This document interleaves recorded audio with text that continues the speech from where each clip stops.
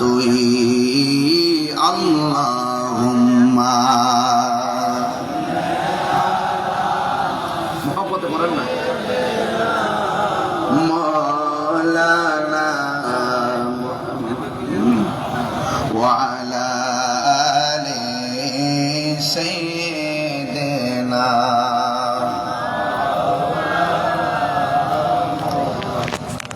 মুআজ্জাজ ওয়া মুকাররম কসবা উপজেলাধীন বাদর নূরে মদিনা সুন্নি সংগঠনের উদ্যোগে কবরবাসীর স্মরণে পঞ্চম বার্ষিক সুন্নি মহাসম্মেলনের সম্মানিত সভাপতি হযরত আল্লাহ মাওলানা রবিউল্লাহ সাহেব আমার পূর্বে দীর্ঘক্ষণ পর্যন্ত আলোচনা করেছেন আহলে সুন্নাত ওয়াল জামাতের মাননীয় কো চেয়ারম্যান আন্তর্জাতিক খ্যাতি সম্পন্ন মুফাসসিরে কোরআন বিশ্বের একাধিক রাষ্ট্র ভ্রমণকারী সুন্নিয়তের অনবদ্য দিকপাল আল্লামা আলহাজ মোশাররফ হোসেন হেলালি হুজুর মুজাদ্দিদি মুদাজ্জিলুল আলী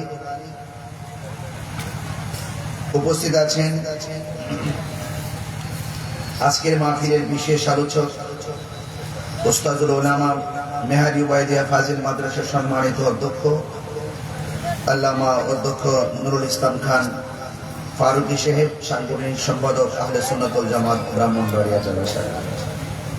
বিশেষ মেহমান হিসেবে উপস্থিত আছেন স্নেহাস্পদ হযরতুল আল্লাহ মাওলানা মুফতি গোলাম আহমদ সাহেব। মঞ্চবিষ্ট আছেন আপনাদেরই অত্যন্ত পছন্দের প্রিয় মানুষ শিপন চেয়ারম্যান মহোদয়, চেয়ারম্যান ভাই, যিনি যার সাথে আমার খুব হৃদ্যতা আন্তরিকতা খুব মহব্বতপূর্ণ। এলাকার মানুষগুলো যখন আমার বাড়িতে গিয়েছেন আন্তরিকতায় এই মাহফিলকে আমি গ্রহণ করেছি। আলহামদুলিল্লাহ, বৈরী আবহাওয়ার মধ্যেও আল্লাহ পাক আমাদের সকলকে মাহফিলে এনেছেন, শুকরিয়া দান করুন আলহামদুলিল্লাহ। আপনারা একটু খেয়াল করে দেখবেন আমার স্টেজে অনেক আলেম ওলামারা, তরুণ আলেমের দিন যারা জীবন বাজি রেখে সুন্নিয়তের কাজ করে এই প্রজন্মের স্প্রিট গুলো অনেক উলামায়ে কেরাম আমার স্টেজের মধ্যে বসা আছে। বাদর বাসী আসলে কমপ্লিটলি আপনারা অনেক সৌভাগ্যবান যে আসলে ওয়াজের এখানে যে মাসটা, এই মাসটা কিন্তু গরমের সিজন, বৃষ্টিবাদলার সিজন, বিভিন্ন কারণে এই মাহফিলে অনেক উলামায়ে কেরামদের শুভ আগমন হয়েছে। আলহামদুলিল্লাহ বলেন না সবাই। অনেক জাইদ মাহের তরুণ আলেমে দিনগণ আমার স্টেজে আছেন। আমি সকলকে আমার পক্ষ থেকে অভিনন্দন মোবারকবাদ জানাচ্ছি। এই বাদই একটি ঐতিহ্যবাহী এলাকা, আর আপনারা আমি আপনাদেরকে আমার ব্যাপারে নতুন করে কি চিনাবো। আমি আপনাদের সন্তান, আমি যত কিছু হই আমি আপনাদেরকে আসলে দেব, আপনাদেরই সন্তান। বিভিন্ন ষড়যন্ত্র আমার বিপরীতে আছে, কিন্তু আমি বিশ্বাস করি যদি আপনার দোয়া থাকে, আল্লাহ পাকের দয়া থাকে, কোন কনস্পাইরেসি আমাদেরকে স্পর্শ করতে পারবে না। কারণ আমরা মুনাফিক না। আমরা কি না? মুনাফিক না। মুনাফিক এরা দুশমন। মুনাফিক কাফেরের চাইতে আরো খারাপ। দেখতে পুরো আল্লাহর ওলি, ভিতরের মধ্যে শয়তান। ভিতরের মধ্যে কি? শয়তান। এদের কাছে দেশ নিরাপদ না, ধর্ম নিরাপদ না। এই জন্য আমি আপনাদের খেদমতে যতটুকু কথা বলবো আদবের সাথে বলার চেষ্টা করবো। বিয়াদবি হলে ক্ষমা করবেন। কিছু ভাষা হতে পারে একটু কঠিন, আবার কিছু ভাষা হতে পারে অনেক মার্জিন। আমি চেষ্টা করবো হক কথা বললে দিদিটা লাগতেই পারে। হ্যাঁ, লাগতে পারে না? লাগতে পারে, দিদিটা লাগবেই। তবে সবার তা লাগবে না। কাহারো কাছে চিনি নয়, মধুর চাইতে আরো মিষ্টি লাগবে। বলেন, কারণ এটা মাসটা হলো জিলহজের মাস। কি মাস? জিলহজ মাস। জিলহজ মাসটা সমাপ্তি হয়েছে উট, মহিষ, গরু, ছাগল, ভেড়া, না? এগুলো তো কুরবানির পশু নাকি? এই কুরবানির পশুর গলা থেকে রক্ত প্রবাহের মাধ্যমে এই জিলহজ মাসটা কি হয়েছে? শেষ হচ্ছে। কথা বলে ঠিক না? এই মাসের পরে আরেকটি মাস যে আসবে এটা মুহররম মাস। এই মাসটা শুরু হয়েছে আহলে বাইত রাসূল সাল্লাল্লাহু আলাইহি সাল্লামের গলা থেকে তাজা রক্ত প্রবাহের মাধ্যমে। মানে একটি স্পিরিট মাস নিয়ে তো আমি ঠান্ডা কথা বলতে পারি না। ইসলাম জিন্দা হতা হ্যায় হর কারবালা কে বাদ। ইসলাম জিন্দা হয়েছে কারবালার মাধ্যমে। যুগে যুগে যখনই কোনো অপশক্তি ইসলামের নাম নিশানাকে মুছে ফেলার জন্য ষড়যন্ত্র করেছে, ঠিক ওই মুহূর্তে ইসলাম প্রেমিকরা, নবীর প্রেমিকরা তাদের গলার তাজা রক্ত দিয়ে ইসলামকে জিন্দা করেছে। তো আমি যদি ওই সাহাবায়ে কেরামের আদর্শ হৃদয়ে ধারণ করি, আহলে বাইত রাসূল সাল্লাল্লাহু আলাইহি সাল্লামের আদর্শ হৃদয়ে ধারণ করি, তাহলে আমিও যদি ঘরের কোনায় বসে থেকে হবে না, আমাদেরকে প্রয়োজনে রক্ত দিতে হবে। ঠিক কিনা বলেন? এখানে এই মাসটা সামনে কি মাস? এটা মুহররমের মাস। কি মাস? আমাদের মা বোনরা আজকে আসছে কিনা আমি জানি না। অনেক মা বোনরা মাহফিলে আসতে পারেন, প্রজেক্টরের মাধ্যমে ওয়াজ শুনতে পারেন। আপনাদেরকে একটু উদ্বুদ্ধ করছি মুহররম নিয়ে। আমাদের সামনে আশুরা আছে না নাই? রোজা আছে না নাই? হয়তো রোজা রাখবেন 9-10 তারিখ, আর না হয় 10-11 তারিখ। কয় দিন? 2 দিন। কয় দিন? 2 দিন। একটা হাদিস বলবো আপনাদের কেদারতে বলছি, যেহেতু সামনে আশুরা মুহররমের মাস। রাসূল করিম সাল্লাল্লাহু আলাইহি সাল্লাম বলেছেন, আফদালুস সিয়ামি বাদা রমাদান শাহরুল্লাহিল মুহাররম। বলা হয়েছে যে আল্লাহ পাক রব্বুল আলামিন আমাদের জন্য যে রোজা দিয়েছেন, রমজান মাসে রোজা আছে না নাই? রমজানুল মুবারকের রোজার পরে সর্বোত্তম রোজা হলো আশুরা রোজা। বলুন কিসের রোজা? তাহলে এখন প্রস্তুতি নেবেন আপনারা। এরপরে বলা হয়েছে ওয়া আফদালুস সালাতি বাদাল ফরিদাতি সালাতুল লাইল। আমাদের সমাজে আল্লাহ প্রদত্ত আমাদেরকে 5 ওয়াক্ত নামাজ দিছে কি দেয় নাই? 5 ওয়াক্ত নামাজের পরে সর্বোত্তম নামাজ হলো তাহাজ্জুদের নামাজ। বলেন সুবহানাল্লাহ। বলেন কোন নামাজ?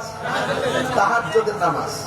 এজন্য আপনাদের সকলকে অনুরোধ করে বলবো, আপনারা এখনই প্রস্তুতি গ্রহণ করেন। নামাজের কথা কেন বলছি? ইবাদতের কথা কেন বলছি? এই জন্য বলেছি, আজকে বাদরের মাঠ, আপনারা অসংখ্য মানুষ এসেছেন। অনেক মানুষ মনে মনে ভেবেছেন তাহির হুজুর তো অনেক ঝামেলা হয়, আবার আসে কিনা একটা দুদুল্যমান অবস্থা। আমাকে অনেকে ফোন দিয়েছে, সবার ফোন তো আর ধরা সম্ভব না।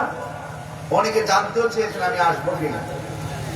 আমি আপনাদের মাঝে এসেছি, তবে অনুরোধ করে বলবো, এই যে মা, এখানে যে সবাই এসেছেন, কেউ হয়তো আমার কথা ধারণ করবেন, কেউ হয়তো আমার কথাকে কোট করবেন, কেউ হয়তো মনে মনে ভাববেন যত ভালো কথাই বলুক, আমরা তাই হুজুরকে পছন্দ করি না, এই জন্য আমরা ভালো কথা মানবো না। এরকম লোক সমাজে আছে কিনা বলেন? আরে ভাই, আপনার মন মানসিকতা এত নিচু হলো কেন?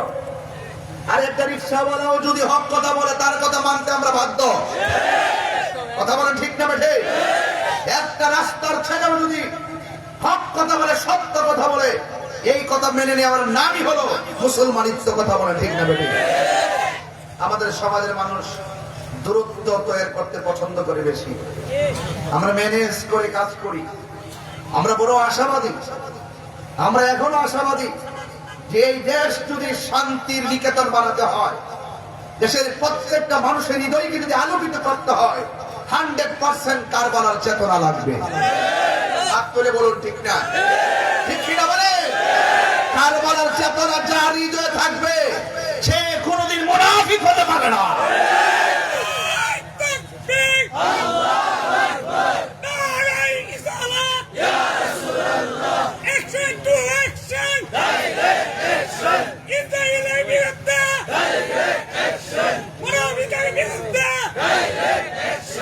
আমার ভাইয়েরা,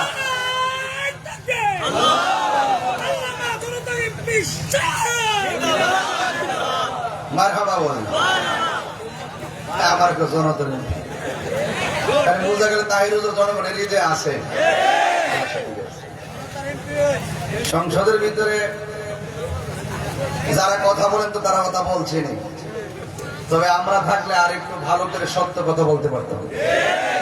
কিছু মুখোশধারী লোক সেখানে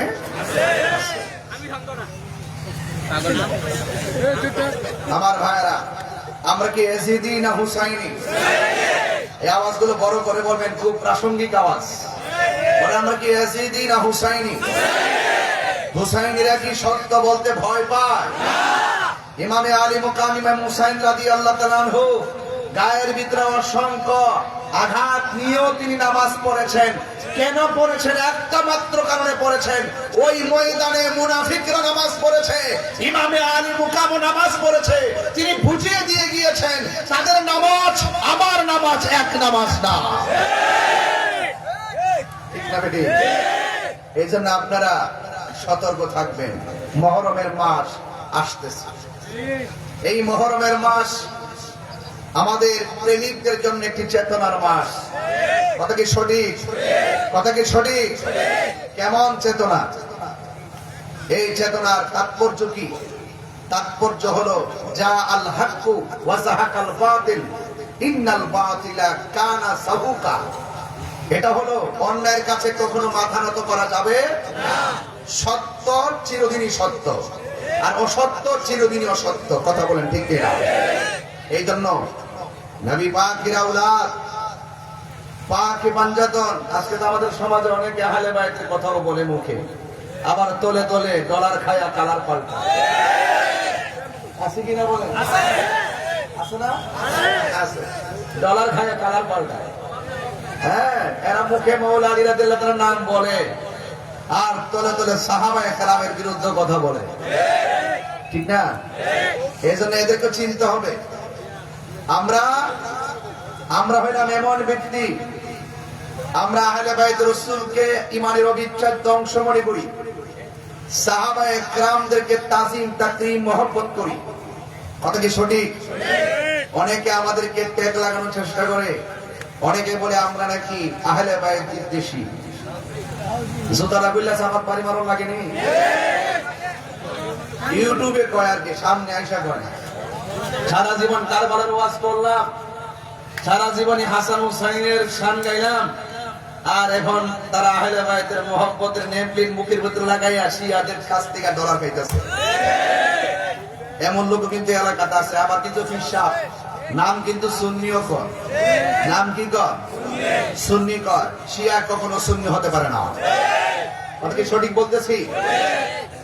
আমরা খারিজিও না, আমরা শিয়াও না, আমরা আহলুস সুন্নাত ওয়াল জামাত, আহলে বাইতের মহব্বত। আজকে ওয়াজ শুরু করছি কারবালা দিয়া। কি দিয়া? সামনে মুহররম। মুহররম সম্মানিত। এটা অনেক আমাদেরকে স্পিরিট জাগিয়ে তোলে। আমার তো মনে হয় বাদুর গ্রামে যেই মানুষগুলো আসছেন, আজকে কারবালার ঘটনা যদি কোনো ইহুদিরে ঘটাইতো, কারবালার ঘটনা যদি কোনো খ্রিস্টানরা ঘটাইতো, মনটার মধ্যে বুঝ দিতাম কারবালার ঘটনা ঘটাইছে কে? দাড়িওয়ালা টুপিওয়ালা নামদারি মুসলমান মুনাফিকরা। কথা বলেন ঠিক কিনা? তা আমাদের সমাজে মনে এমন নামদারি মুসলমান নাই? আসেনি? দেখতে পুরা আল্লাহ, দেখতে পুরা আল্লাহ, হাকিকতে শয়তান, হাকিকতে শয়তান। এই জন্য যেহেতু দুনিয়া ছেড়ে চলে যেতে হবে, জানের মায়া তো বিরাল লাভ নাই। আমরা একটু ইমানের মায়া করবো, ইমানটা যেন নিয়ে মরতে পারি। কথা কোন ঠিক না?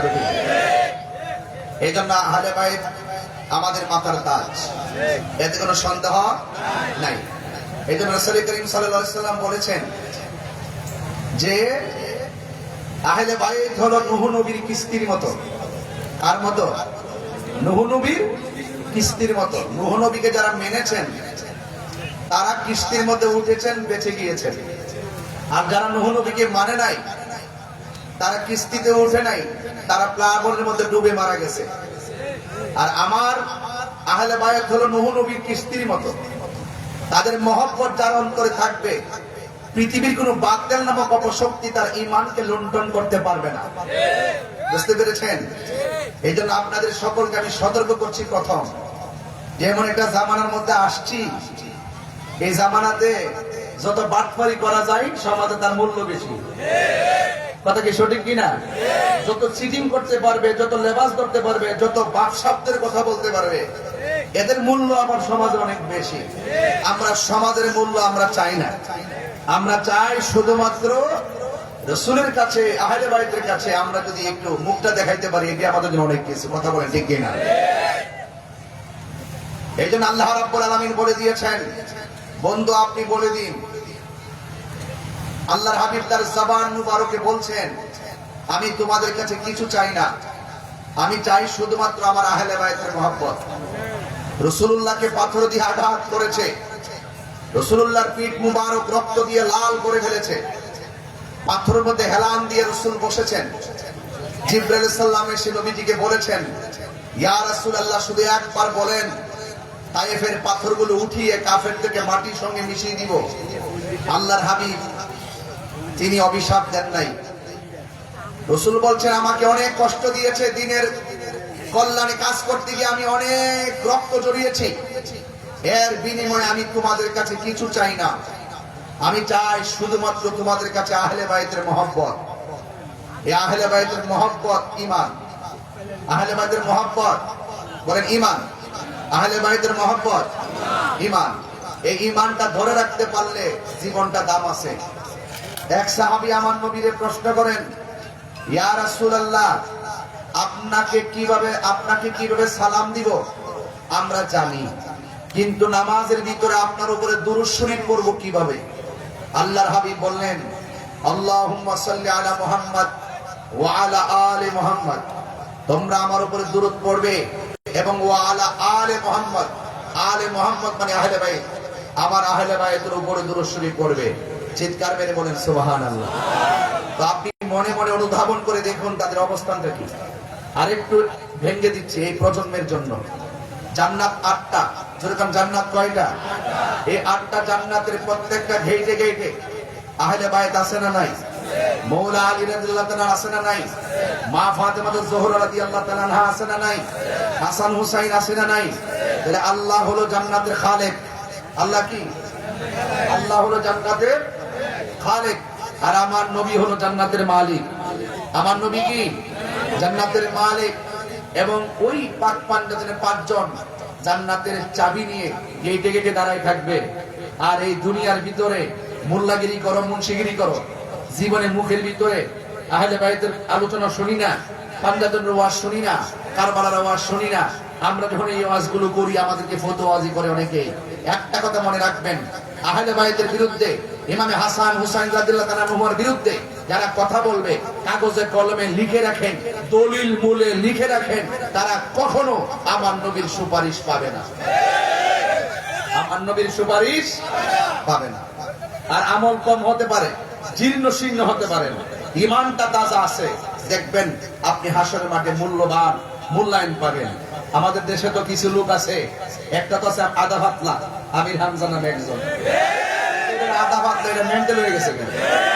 এইটা যে কি কয় কি না হ্যাঁ নিজেই জানে না।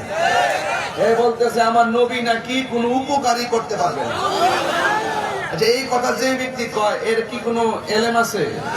হ্যাঁ, এলেম নাই। এই জন্য এদেরকে বলি এখনো সময় আছে, ভালো করে লেখাপড়া করো। আমার নবীজি নাকি কোনো উপকার করতে পারবে না, এই কথা যারা বলে তার মানে বুঝতে হবে 100% ওরা নবীর দুশমন। ওরা কি নবীর দুশমন?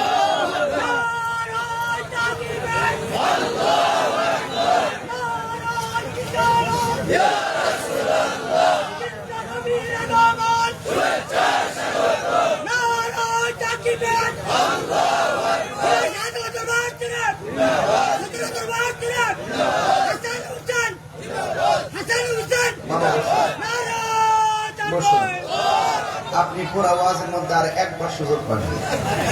এখন দিয়ে দিবেন না পরে দিবেন? পরে না, আচ্ছা তাহলে এখন আর দিবেন, ঠিক আছে?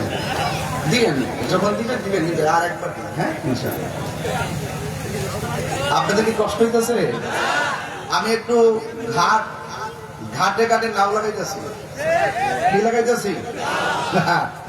এই ঘাটগুলো জানার দরকার আছে। এগুলো ইমানের ঘাট। এগুলো না জানলে কপালে দাগ ফেলাইলেও লাভ হবে না। ঠিক আছে কিনা বলেন?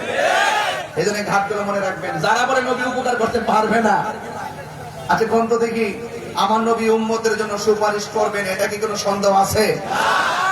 নবীজিকে ক্ষমতা দিয়েছেন কে?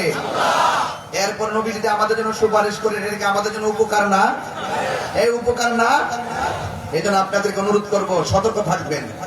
এখন অনেকে বলবেন হুজুর আপনি নাম ধরে বলছেন, ওনার তো অনেক অনুসারী আছে। আরে বেটা অনুসারী আছে, তোরা কেমন অন্ধ হইলি? তোরা কি বিবেক নাই? যেই ব্যক্তি নবীর বিরুদ্ধে কথা বলে সে যত বড় হুজুর হোক, এর পিছনে ঘোড়া মানি হলো দালালি। কথা বলে ঠিক না? আরে বেটা আমার কি মন্দ তো? আমার সত্য গোষ্ঠী নিয়ে গালি দে, আমার বাপ তুল্য গালি দে, আমার মা তুল্য গালি দে, আমাকে গালি দে। যে ব্যক্তি আমার রাসূলুল্লাহ সম্মান সব সিফত দিয়ে অস্বীকার করে কথা বলবে, রাসূলুল্লাহ সম্মান নিয়ে কটূক্তি করে কথা বলবে, সে যত বড় আলেম হোক তাকে আমরা আলেম মনে করি না।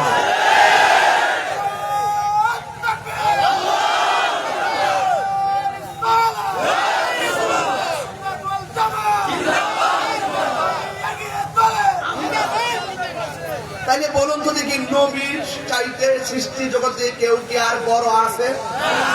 এখন বলবেন হুজুর এখনই আইসেই যে তো উল্টা পাল্টা মনে করছেন, শুরু করছেন। বেটা ময়রা দেখ কবর দেয় আল্লাহ, দেখবার নবী ছাড়া বান্ধব কেউ নাই। বেটা হাসর মাঠে উঠলো, দেখবি নবী ছাড়া আপন কেউ নাই। জাহান্নামের উপরে যখন ফুল সিরাতটা কায়েম হবে, ওই ঘাটে যাইয়া দেখো আমার মুস্তাফা ছাড়া আপন কেউ নাই। আর তুমি সেই নবীরে গালি দিয়া বললো আমি বড় হুজুর। আমার কাছে কি তার টাইম আছে? খবরদার, এখনো সোজা লেজটারে টান দিছি, পাত্তর দিয়া বাঞ্জা দিয়ে সরিষার তেলটা টান দিলাম, কুত্তার মতন তা আবার না বেহাও।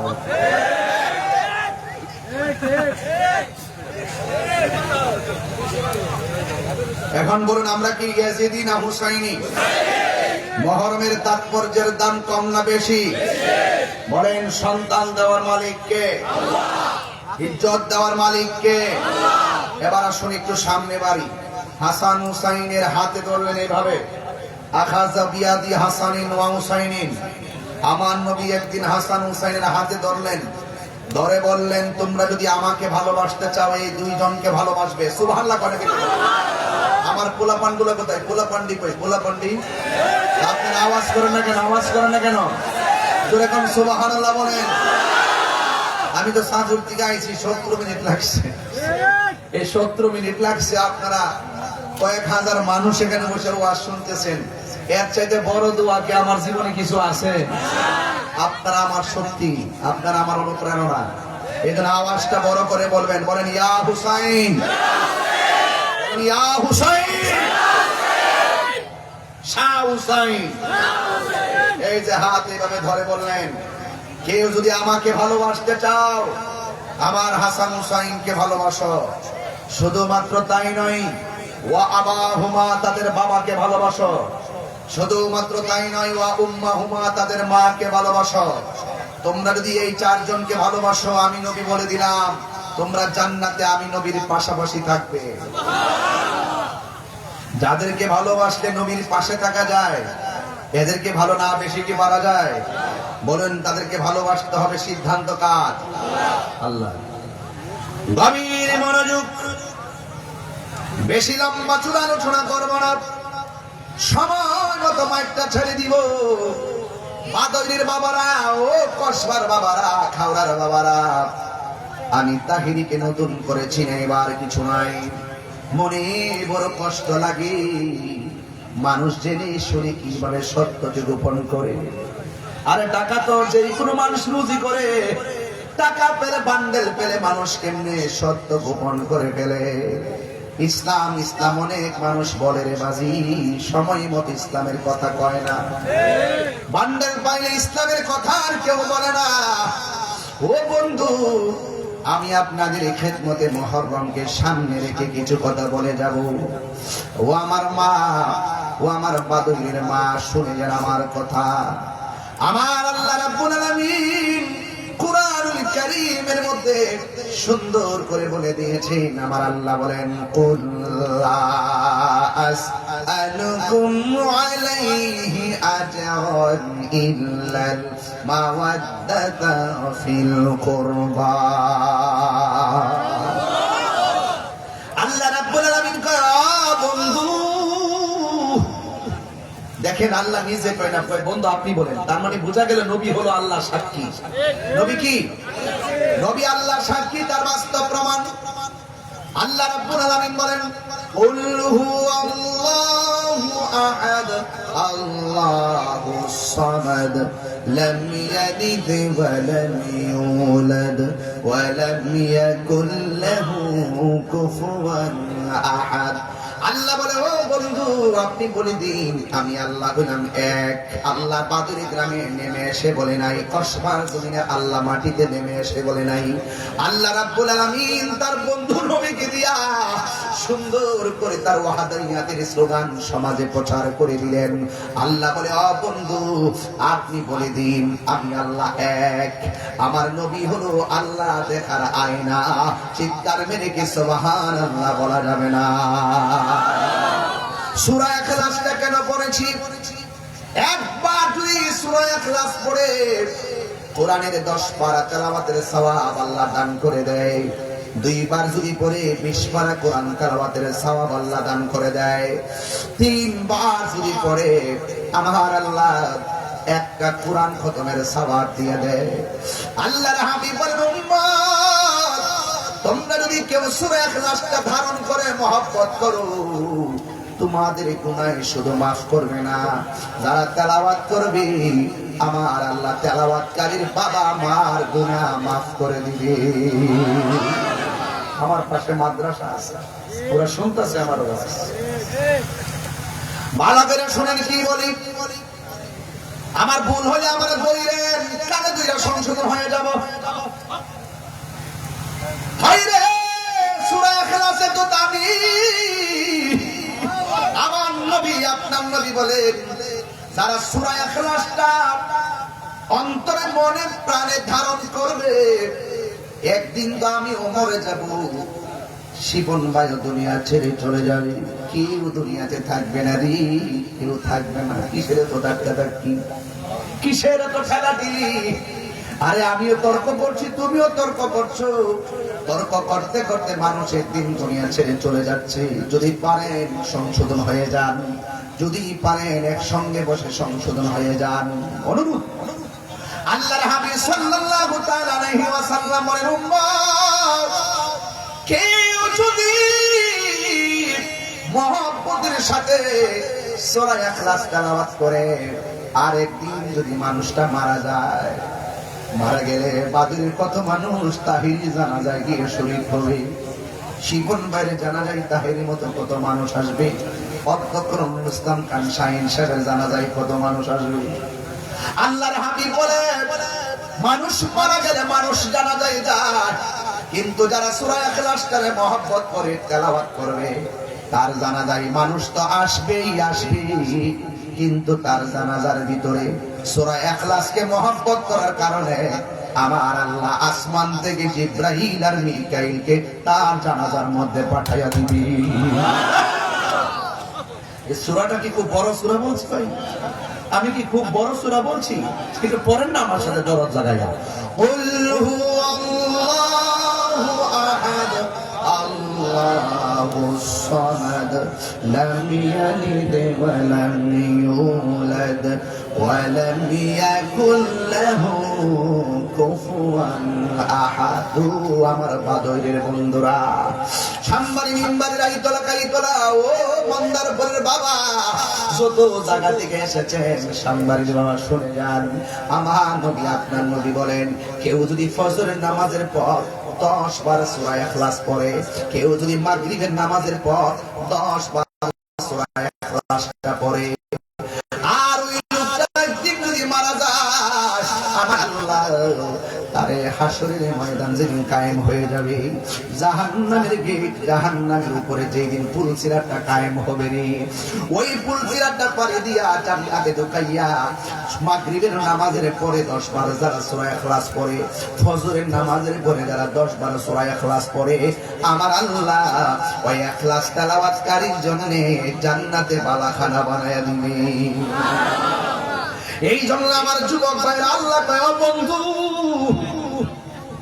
আপনি বলে দিন আমার আল্লাহর হাবিব বলে, উম্মত রে, আমি তোমাদের কাছে কিছুই চাই না, আমি চাই শুধুমাত্র আমার আহলে বাইতের মহব্বত। মহব্বতটা কেমন করা লাগে আমার কাছ থেকে শুনে যান। এ আমার মা, মাগো মা, অনুরোধ করে বলে দিয়ে যায়, আজকের মাহফিলটা জানতেন মাহফিল মনে করবেন না। শাহাদাতে কারবালার মাসটাকে সামনে রেখা মুহররমের তাৎপর্য নিয়ে আলোচনা শুরু হয়ে গেল। এই পৃথিবীর ইতিহাসে এমন একটা নারী, ওই নারীটা আমার আল্লাহকে বড় মহব্বত করত, আমার নবীকে বড় মহব্বত করত। ও যুবকের দল, এই মহব্বতের মূল্য আল্লাহর কাছে অনেক বেশি। আমার নবী, আপনার নবী রাহমাতুল লিল আলামিন বলেছেন, দায়ুস কোনদিন জান্নাতে যাবে না। এই জন্য মা, দায়ুস হওয়া যাবে না।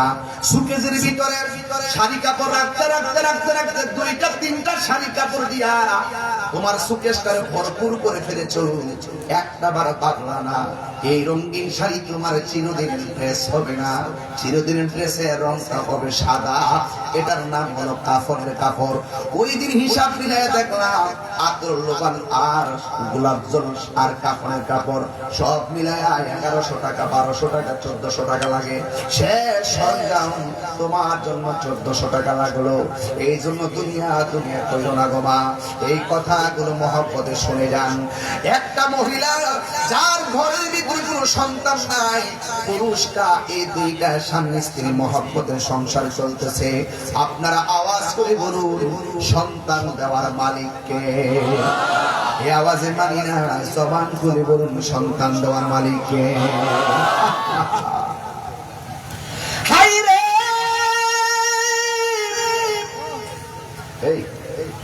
এমন কিছু সংসার আছে সন্তান হয় না দেখা পাশের ঘরের মানুষ ধিক্কার দেয়, আল্লাহ কি তোর ঘরে সন্তান হয় না? যেই মহিলাটারে ধিক্কার দেয়, মহিলাটার কলিজা ফেটে যায়। আল্লাহ মুখটা দেখাইতাম পারি না, আতর হোক, লুলা হোক, বুবা হোক, একটা সন্তান দিয়া মুখের মধ্যে হাসি ফুটাইয়া দাও, আমি সেটা মেনে নিব। আপনারা আওয়াজ করে বলুন, সন্তান দেওয়ার মালিক কে? زين للناس حب الشهوات زين للناس حب আল্লাহ রাব্বুল আলামিন নারীদেরকে অনেক সুন্দর করে বানাইছে। এই নারীদেরকে আমার আল্লাহ বলছেন, তোমরা তোমাদের চেহারাটারে আর গলাটারে তোমরা সুন্দর করে সেভ রাখিও, আর তোমাদের মাঝে যেন শালীনতা থাকে। এই মহিলাটা বড় আবেদা ছিল, এই মহিলাটা বড় কানেতা ছিল, এই মহিলাটা বড় সাদেকা ছিল, এই মহিলাটা বড় সাবেরা ছিল। এমন আল্লাহ ওয়ালি, এমন পর্দাশীল। এই জন্য মেয়েটা সংসার ছেড়ে যায় নাই। আমার সমাজে তো 2 বছর সন্তান না হইলে স্ত্রী স্বামীকে দোষে, স্বামী স্ত্রীকে দোষে, এমন সংসার সমাজে আছে না নাই? এই জন্য মহিলাটা একদিন স্বামীকে নিয়ে বলতেছেন, স্বামী গো, মন খারাপ করবেন না, সন্তান দেওয়ার মালিক হলো আমার আল্লাহ। এই আমার বাদুরের বাবা, মুহররম মাসে তাৎপর্য নিয়ে আলোচনা চলতেছে। ওই মুহূর্তে 1 বছর নয়, 2 বছর নয়, 1 যুগ পার হয়ে গেছে, কিন্তু সন্তান নাই। কিন্তু সন্তানকে কেন্দ্র করে স্বামী স্ত্রীর মধ্যে কোনোদিন ঝগড়া হয় নাই। একদম নির্বিঘ্নে সংসার সুন্দর করে চালাইতেছে। স্বামী নামাজ পড়তেছে, স্ত্রী নামাজ পড়তেছে। আপনারা আওয়াজ করে বলুন, ইবাদতের মাধ্যমে যে দোয়া করা হয়, ওই দোয়ার দাম আল্লাহর কাছে আছে না নাই? আছে। নামাজ পড়ে আল্লাহর কাছে দোয়া করা লাগবে। ও বন্ধুরে আমার, আমি আস্তে আস্তে একটা সামাজিক আলোচনা তুললাম, এরপরে আমি একটা মূল পয়েন্টে যাব, একটু ধৈর্য ধরবেন। ধৈর্য না ধরে কি অস্থির হওয়া যাবে না, এমন একটা বিষয় তুললাম। দয়ার মালিক হলো আমার আল্লাহ। একদিনই স্বামীটা ডাক দিয়ে কই, শুনো শুনো, আমরা এতদিন আল্লাহরে ডেকেছি, আজকে আমরা গভীর রজনীতে আল্লাহরে মন মতো ডাকবো, মন মতো ডাকবো। আপনারা জবান খুলে বলেন, মন মতো ডাকলে লাভ আছে না নাই? ও বন্ধুরে, স্বামী একটা নামাজের মুসল্লাই দাঁড়ায় গেছে, স্ত্রী আর একটা মুসল্লাই দাঁড়ায় গেছে। আজকে আমাদের সমাজের ভিতরে স্বামী স্ত্রী পাশাপাশি নামাজে দাঁড়ায় না, একজন এক রুম আর একজন আরেক রুমে, একজন গিয়ে হোটেলে চাইনিজ খায়, আরেকজন ঘরে বসে চুলার পরে ভাত খায়, কেউ কাহারও খবর নেয় না। এমন স্বামী স্ত্রী সংসার সমাজে আছে না নাই? আবার স্বামী স্ত্রী দুইজন গভীর রজনীতে নামাজে দাঁড়ায় গেছে। আপনারা বলুন, ফরজ নামাজের পরে দোয়ার দাম আল্লাহর কাছে আছে না নাই?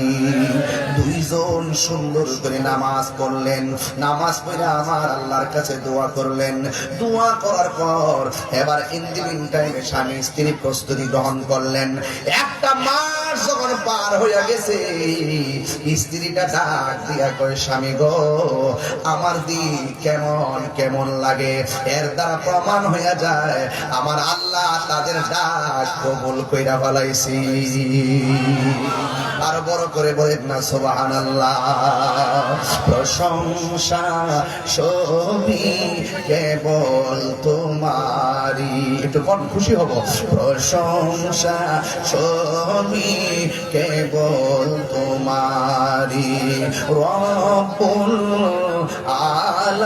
আলামিন, দয়ালো মেহেরবান, করুণায় পূরণ, দয়ালো মেহেরবান, করুণায় পূরণ, আর কেহ নয় তুমি মালিক, শেষ বিচারের দিন,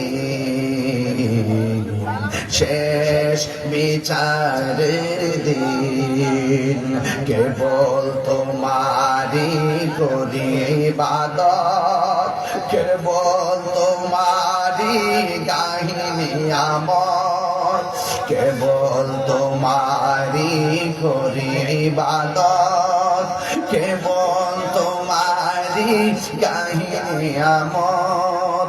দাও দিশা দাও সরল পথে, দাও দিশা দাও সরল পথে, সিরাত মুস্তাকিম, সিরাত মুস্তাকিম। জোরে জোরে গিয়ে আল্লাহু আকবার বলা যাবে না? একদিন নয়, দুই দিন নয়, 10 মাস 10 দিন হয়ে গেছে। ওই মুহূর্তে আমার আল্লাহ এক যুগের পর একটা সন্তান দান করছি। আপনারা বলেন, ধৈর্যের ফল আছে না নাই? আবার অন্য কোনো সন্তান নয়, ছেলে সন্তান দান করে নাই, আমার আল্লাহ তার একটা মেয়ে সন্তান দান করছে। আমার দেশের ভিতরে মেয়ে সন্তান হইলে অনেকে রাগ করে, আছে না নাই? আঙ্গুর সমাজের গাল ফুলাই না, আঙ্গুর সমাজে কি কর, গাল ফুলা। মেয়ে যদি হয় তার মনটা খারাপ হয়ে যায়। অথচ হাদিস শরীফের মধ্যে আছে, আল্লাহ যখন খুশি হয় তখন বান্দার সংসারে কন্যা সন্তান দান করেছে। আরো জোরে কন্যা সুবহানাল্লাহ। আজকে বৃষ্টি হওয়ার জন্য কত মানুষ দোয়া করছে,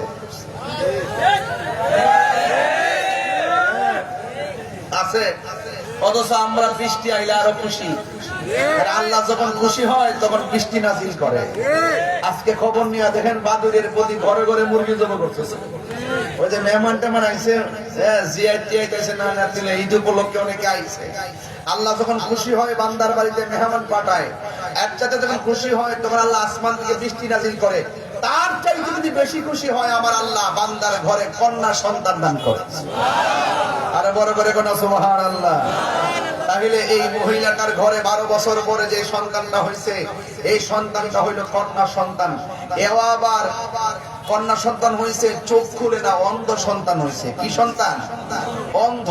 আচ্ছা যাই হোক, মহিলা মনে মনে কয়, ল্যাংড়া হোক কানা হোক যাই হোক, আল্লাহ তো 12 বছর পরে আমার একটা সন্তান দিছে, কিন্তু মেয়েটা যত বড় হইতেছে তার চোখের মধ্যে ব্যথা আরো বেশি বাড়তেছে। ব্যথা কি? ব্যথা আরো বেশি বাড়তেছে। এখন অনেক কবিরাজ লাগায়, কিন্তু তার চোখ ভালো হয় না।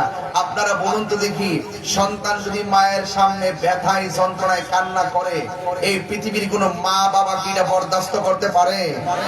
যে কোনো কিছু হোক, মার ব্যথা মা সহ্য করতে পারে। সন্তানের পায়ে একটু নখের মধ্যে কুড়ি হইছে, রাত্রেবেলা ব্যথা করতেছে, দেখবেন মা ঘুমায় না সন্তানের কারণে। সন্তানের পেটে ব্যথা হয়েছে, মা ঘুমায় না। সন্তানের চোখের ভিতরে ব্যথা, মা ঘুমায় না। অনেক ঔষধ সেবন করেছে, অনেক কবিরাজের কাছে গেল, কিন্তু চোখ ভালো হয় না।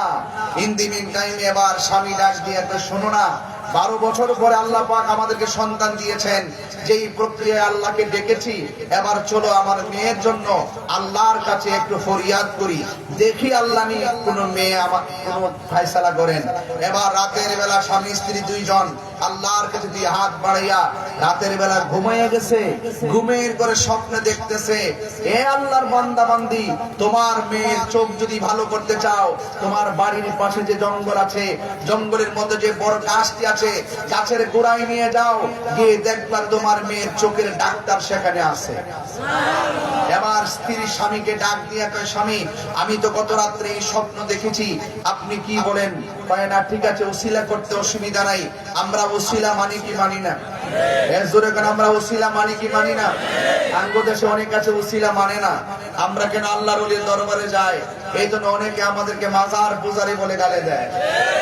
কথা কোন ঠিক আছে নি? অনেকে আমাদেরকে গালি দেয়, আমরা মাজারে গিয়ে কি করি? আমরা নাকি মাজারে গিয়ে পূজা করি। আচ্ছা বলুন তো দেখি, মাজার কি জিয়ারতের জায়গা না পূজার জায়গা? জিয়ারত করা কি হারাম না সুন্নাত? আরে বড় করে কোন না, হারাম না সুন্নাত? এই সুন্নত পদ্ধতিকে যারা পূজার সঙ্গে তুলনা করে, তাদের ঈমান কি আছে না গেছে? এই জন্য বলবো, লাগাতার বলবেন না। অনেকে বলে আমরা গিয়ে মাজারে সেজদা করি। আপনারা কি দেখেছেন আমরা কখনো মাজারে সেজদা করেছি? আপনারা কি দেখাইতে পারবেন যে সুন্নিরা কোন মাজারে গিয়ে সেজদা করেছে? কোন জায়গায় কোন মাজারের ভিতরে কে বা কারা হঠাৎ করে আপ্পা দিয়ে বইরে গেছে গা, হে কিল্লে কে মরছে পাগল, হে গেছি গাছ না কিল্লে কে মরছে, এর ব্যাকের কাছ থেকে নাও না কিল্লে গেছে মরছে। আমরা কোন সময় মাজারে গিয়ে সেজদা করি না। আমরা লাগাতার বলে কিছু হইলো, আমরা মাজার বোঝারি, আমরা মাজার বোঝারি, এইভাবে এমন ভাবে ট্যাগ দেওয়া শুরু করে। আচ্ছা মাজারের মধ্যে দুই একজন যাই গিয়া, মাজারের ভিতরে দুই একজন যাই যায় যদি কোন সমাজ বহির্ভূত কোনো কাজ করে, এটা হইলো বিচ্ছিন্ন একটা ঘটনা। এগুলো আমরা সমাধান করব, কথা কন ঠিক না বেটে? কিন্তু লাগাতার যখন পুরা সুন্নি অঙ্গনকে মাজার পূজারি বলে ট্যাগ দিবেন, এর দ্বারা আপনাদের সঙ্গে আমাদের দূরত্ব কি কমবে না আরো বাড়বে? আরো যদি কমবে না বাড়বে? প্রতিহিংসার বশবর্তী হয়ে মিথ্যা অপবাদ দেওয়ার শাস্তি কতটুকু এটা তো আপনারা ভালো করে জানেন। মাথা ব্যথা হয়েছে বলেই গলা কেটে ফেলে দিয়েন না। আমাদের সমাজে অনেক মাদ্রাসার ভিতরে তো অনেক ধরনের অপ্রীতিকর ঘটনা ঘটে, ঘটে কি ঘটে না? তাই বলি কি আমরা মাদ্রাসা ভাঙ্গালামো? তাই বলি কি মাদ্রাসা ভেঙে ফেলতে হবে? এটা বিচ্ছিন্ন ঘটনা ঘটতে পারে, শাস্তি দিতে হবে, তাদেরকে আইনের আওতায় আনতে হবে। এক কথা কন ঠিক না বেটে? আপনি হুট করে দাঙ্গা মাজার ভাঙবা লেগে সাহস তো কম না, ঠেঙ্গের নালা কিন্তু ভেঙ্গালামো। আল্লাহ আবার মাজারের মধ্যে আয়া যাও, ঠেঙ্গের পড়ে কিন্তু ঠান্ডা করে দিলাম। এগুলো করতে করতে করতে খাইতে খেতে ফেট আয় আর কইতে কইতে মুখ খায়, তাহির কিন্তু এই দেশে বাইক গা যাও না ফিরাম না, একটা কথা কইয়া দিলাম, সাবধান কইয়া দিলাম। হ্যাঁ, কোন ধরনের কোন মাদারে যদি কোনো অসামাজিক কাজ হয়, আমরা সেটা অসামাজিক কাজ প্রতিরোধ করবো। কোন মাদারে যদি শরীয়ত বহির্ভূত কাজ হয়, তোমরা আমরা সবাই মিললে সেটা প্রতিহত করব। কিন্তু ধারাভাবে আল্লাহর নবীর মাজারকে ভাঙার জন্য নীল নকশা যারা আসবে, তাদের ঠ্যাং ভেঙে পরিগঙ্গায় ভাসায় দিবেন।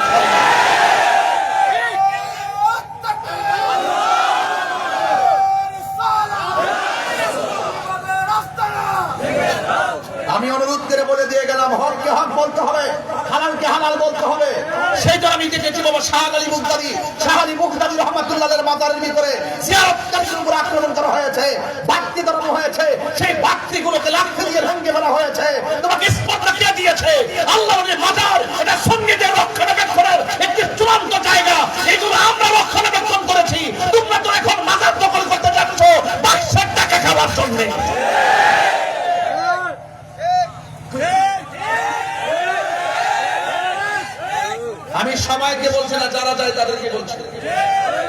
বাবা শাহপরানের মাজার যখন ভাঙতে গেছে তখন আমি বুঝতে পারছি ওরা ইবনে আব্দুল ওহাব নজদির প্রেতাত্মা। এই দেশে ইসলাম আনছে কারা? আরে কথা বলে ইসলাম আনছে কারা? তো ওলি আল্লাহদের মাজার ভাঙলে কি আর কিছু থাকে? সাহসটা কত? এই কনসেপ্ট মাথায় ঢুকছে কিভাবে? ওই ঢুকছে ইবনে আব্দুল ওহাব নজদির প্রেতাত্মার লাইন হয়ে দিয়ে ঢুকছে। আমি সাবধান বলে দিলাম, সতর্ক করছি আপনাদেরকে, এই দেশে ওলি আল্লাহর বিরুদ্ধে অবস্থান নেবেন, খুদাই গজব মাথার উপর এসে পড়বে। পলাইবার জায়গা পাইতেন না, আসমান থেকে এমন গজব আইব, এই গজবে সব পয়সা যাবে। কথা কথা ঠিক হবে।